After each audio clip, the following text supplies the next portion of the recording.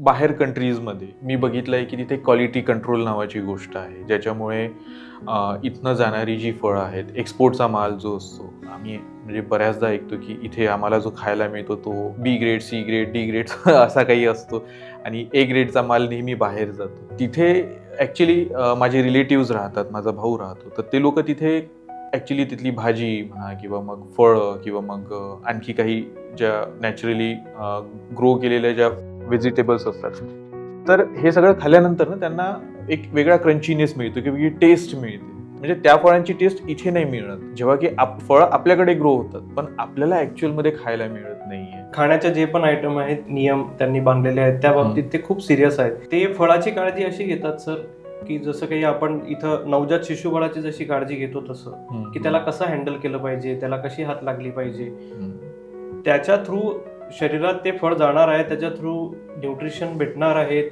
यासाठी त्यांच्यासाठी ते खूप महत्वाचं आहे. आणि ते पूर्ण क्वालिटी कंट्रोल त्यांच्या पूर्ण कंट्रीमध्ये अप्लाय करतात, सगळं चेक करतात, तेव्हाच तुमचं फळ तिथं जातं. इंडियामध्ये तसं दिसत नाही ऍक्च्युली, सगळं उलट आहे.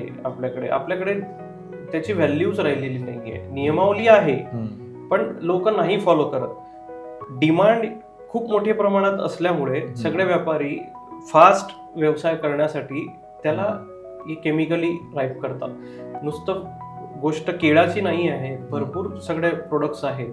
म्हणजे जेव्हा आपण हा विषय हाती घेतला आणि याच्यावर काम करायला लागलो, तेव्हा आपल्याला कळलं की किती चान्स आहे भारतामध्ये, किती स्टार्टअप असे ओपन होऊ शकतात, किती एरिया आहे खाली ज्याच्यावर तुम्ही ट्रस्ट गेन करून प्युरिटी साठी तुम्ही काम करू शकतात, ग्राहकांपर्यंत तुम्ही चांगल्या गोष्टी पोहोचवू शकतात.